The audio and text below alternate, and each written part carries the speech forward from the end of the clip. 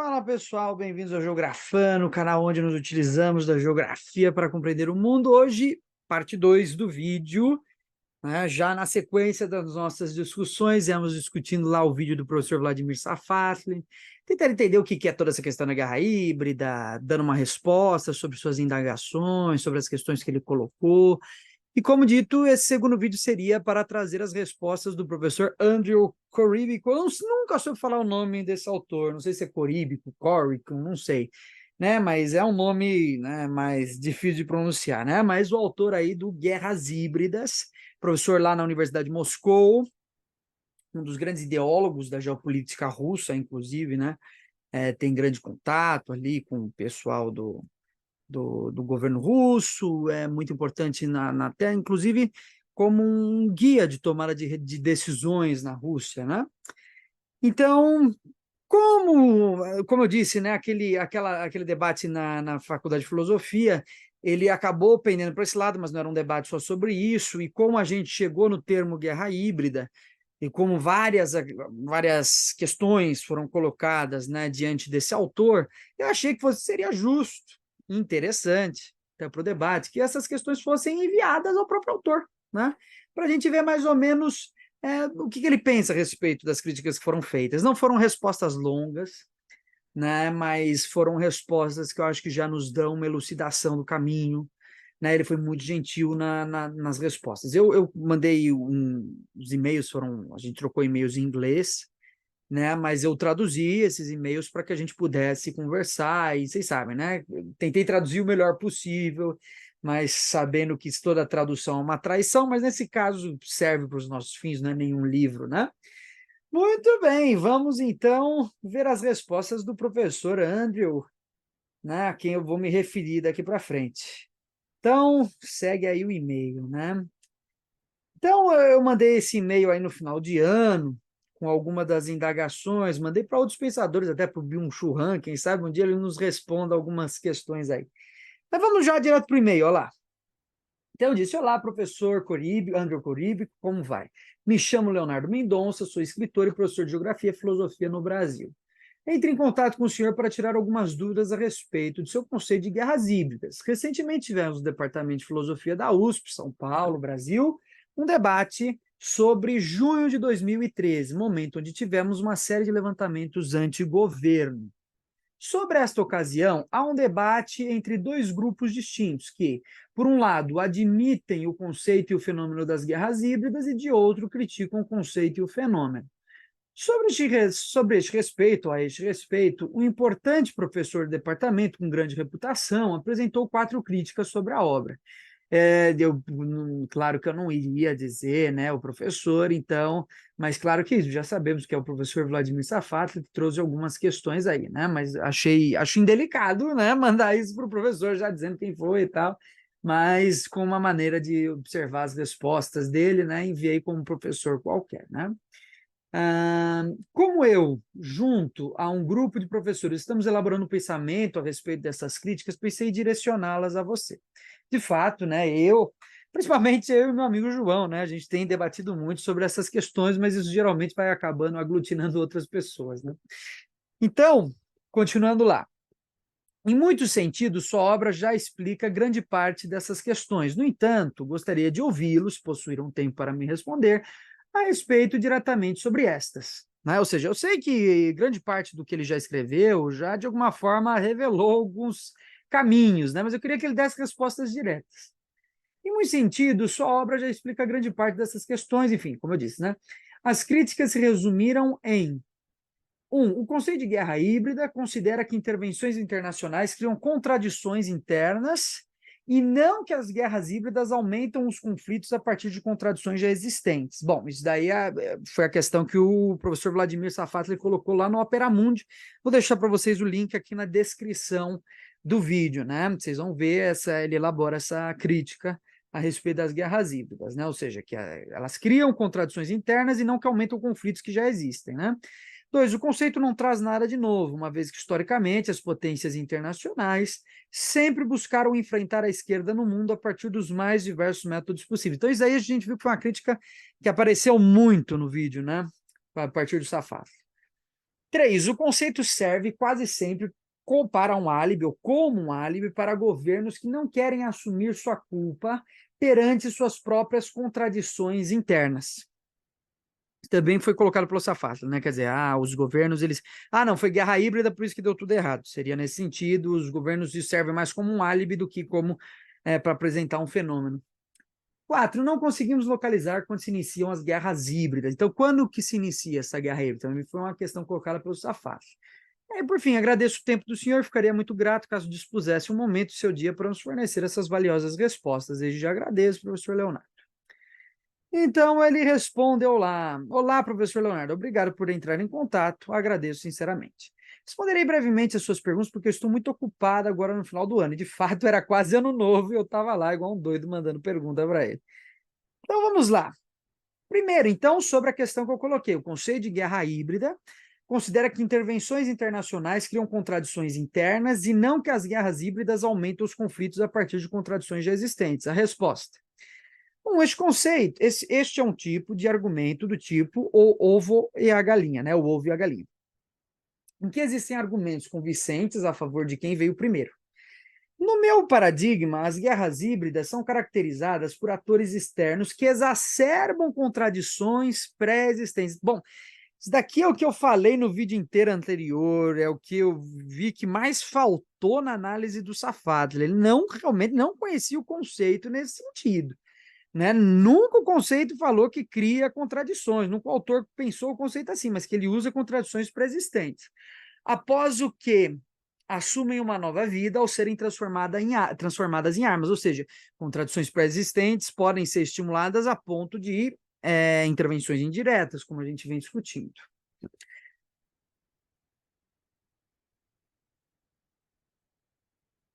Na sequência, certamente, parte deste processo é orgânico, no sentido de que muitos dentro do país, que é palco desse processo, estão agindo de acordo com sua própria prerrogativa, como sinceramente entendem que seja.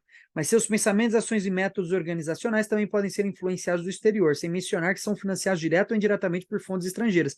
É exatamente o que eu coloquei no outro vídeo também. Por que o professor Safatli insiste em separar? Ou eles são manipulados ou eles estão insatisfeitos. Exatamente o que o Andrew está dizendo aqui. Pode muito bem ser as duas coisas juntas sem problema nenhum. Então, aqui a resposta do professor Andrew, diretamente. E, na verdade, ele não está nem respondendo. Eu nem perguntei isso, mas ele já deu essa resposta que ajudou muito a esclarecer essas outras questões, né? Então, lá. Esta interação entre atores internacionais e nacionais, no contexto de contradições que já existem, pré-existentes, que são externamente exacerbadas por razões estratégicas, que o meu paradigma tenta explicar com maior precisão. Muito bem, então, ele está dizendo aqui, existem escalas, né? Então, essa interação internacional-nacional, a partir de contradições já existentes, né, que são exacerbadas por razões estratégicas, né? Então, o paradigma está tentando explicar isso. Isso daí, para mim, já estava claro, né? Mas é mais interessante ver como ele responde diretamente essa indagação, né? 2.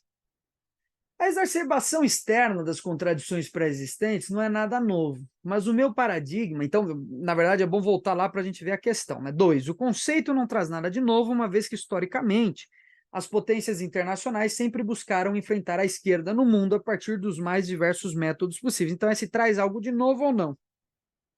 Então, 2. A exacerbação externa das contradições pré-existentes não é nada novo. Bem, mas o meu paradigma abrange a forma como isso está ocorrendo no mundo hoje, particularmente no que diz respeito às tecnologias de informação e comunicação, TIC. Tá vendo? É exatamente o que a gente propôs. O que há de novo é a técnica contemporâneas e aos processos organizacionais, bem como aos interesses atuais dos atores estrangeiros que participam neste processo. Quanto ao alvo dessas guerras híbridas, não é correto assumir que é sempre a esquerda, uma vez que a Rússia, a Índia, a Hungria, a Turquia podem ser descritas como governadas por governos de direita, mas também eles estão ameaçados por isso. Ele está dizendo, olha, não é só porque o governo é de esquerda que vai ser atacado, a guerra híbrida também é contra a direita. Daí a teoria do caos vai ajudar muito a gente a entender por que esse conceito é tão valioso e como ele já cria uma confusão, às vezes, com o imperialismo, né?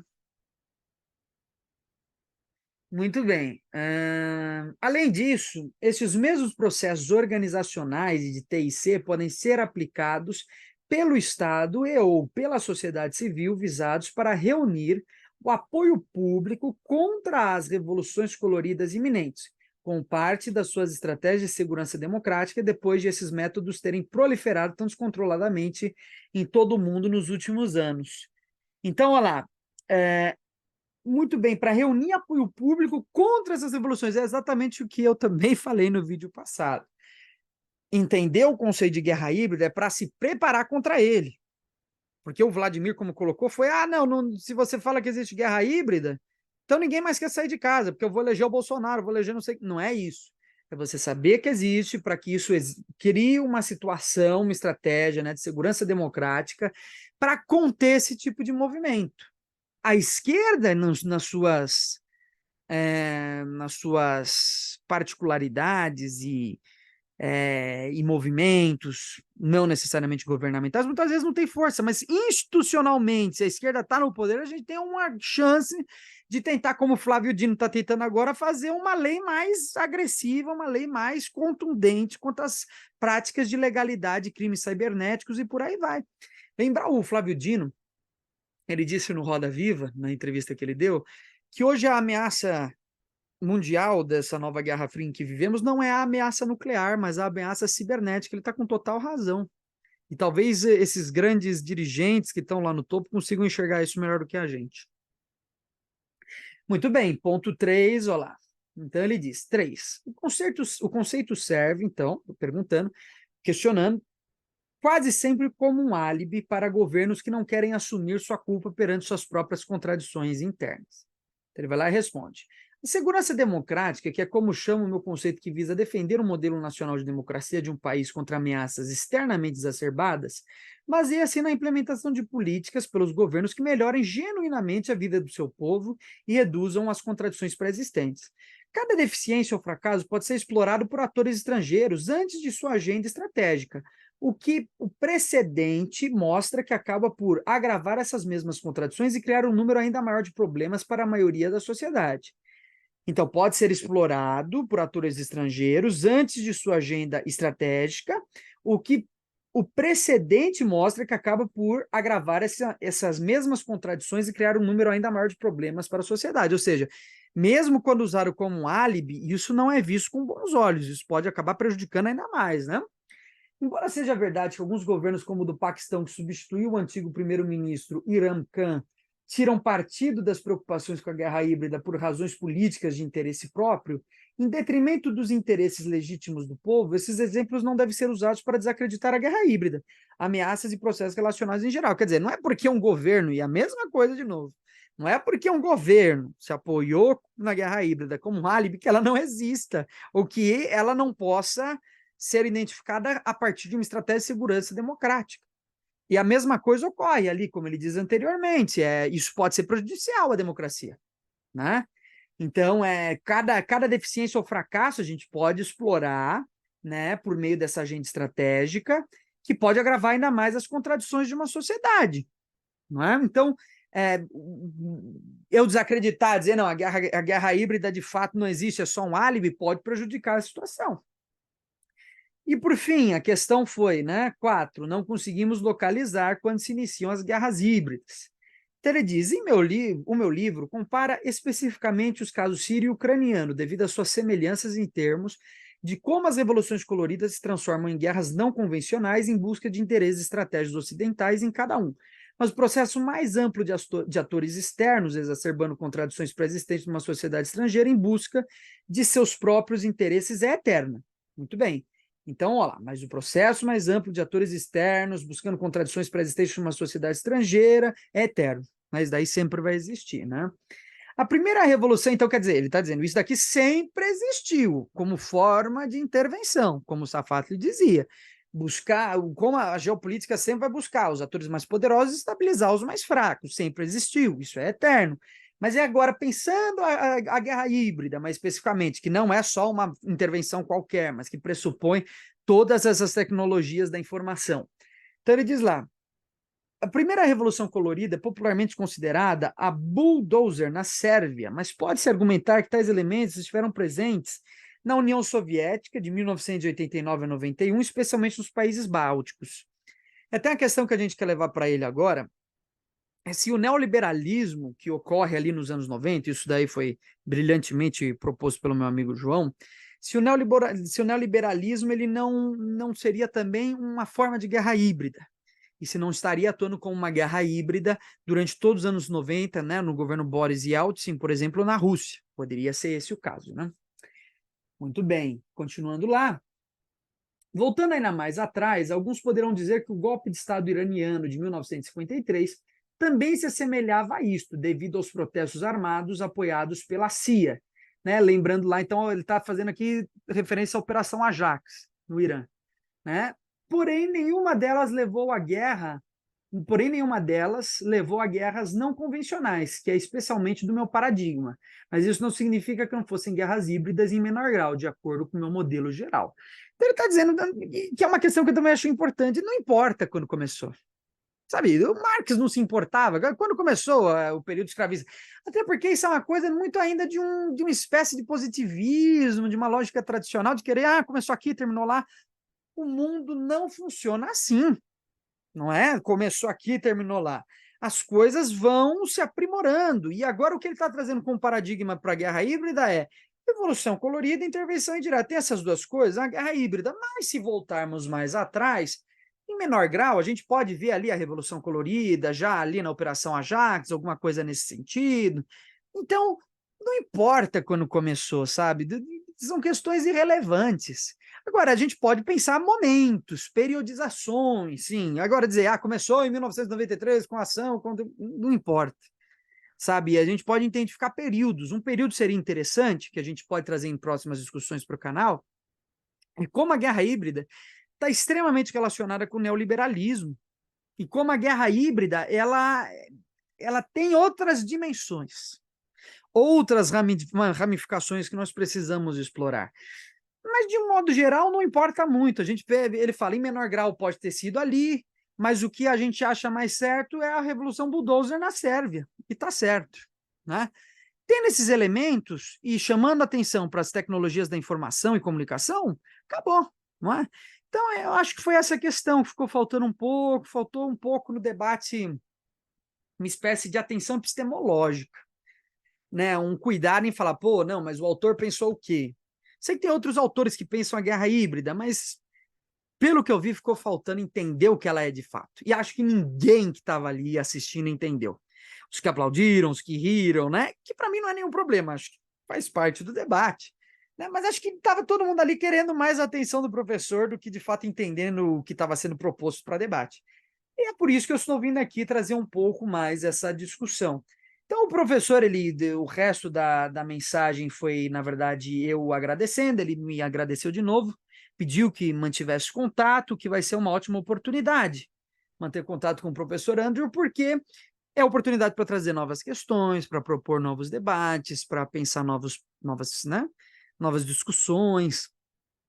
Então, colocarei, assim que puder, novas discussões que fomos fazendo com o professor Andrew. Agora, a nossa ideia, né, junto com o Gelpo, né, com o Laboratório de Geopolítica do Departamento de Geografia da USP, a nossa ideia agora é convidar o professor Andrew a uma palestra, né? Surgiu como a ideia de fazer uma palestra, e agora vamos expandir isso para fazer, na verdade, uma semana de discussões. Ver se a gente consegue reunir grandes pensadores aí, né? Alguns a gente já está cogitando, mas é claro, a gente tem que ver muita questão de agenda, né? A gente está só com o princípio de organizar isso. Já em conversa com o professor André Martim, já consegui o aval e todo o apoio do Gelpo, agora eu preciso organizar as datas, ver as disponibilidades dos professores, ver se tudo isso é possível, mas se tudo der certo, quem sabe a gente convide o Andrew a conversar um pouco no departamento de filosofia, né? Por videoconferência, provavelmente, porque ele trabalha e estuda na Universidade de Moscou, na Rússia, dificilmente vai se deslocar até aqui, e outros pensadores, seria muito interessante, alguns aí que a gente já está levantando, José Luiz Fiorin, o Elias Jabbour, o próprio André Martin, né, que vai contribuir, o Ciro Gomes, seria muito interessante, porque o Ciro fala muito sobre a questão de guerra híbrida, já vi ele falando bastante, e outros pensadores que trabalham com o conceito de guerra híbrida no Brasil, né, agora tem acho que é o Matheus Mendes, que escreveu um livro muito legal sobre neogolpismo e guerras híbridas, né? Estamos cogitando chamar essas pessoas para a gente motivar para ir para frente esse debate, para que não fique só no a guerra híbrida, é uma coisa que não é.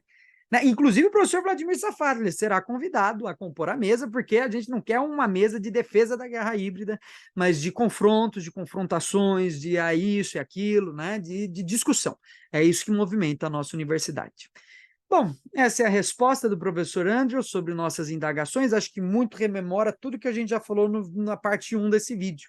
Mas é interessante como objeto até de pesquisa e de trazer à tona essa resposta que é exclusiva sobre as guerras híbridas, certo? É isso aí, pessoal. Até a próxima.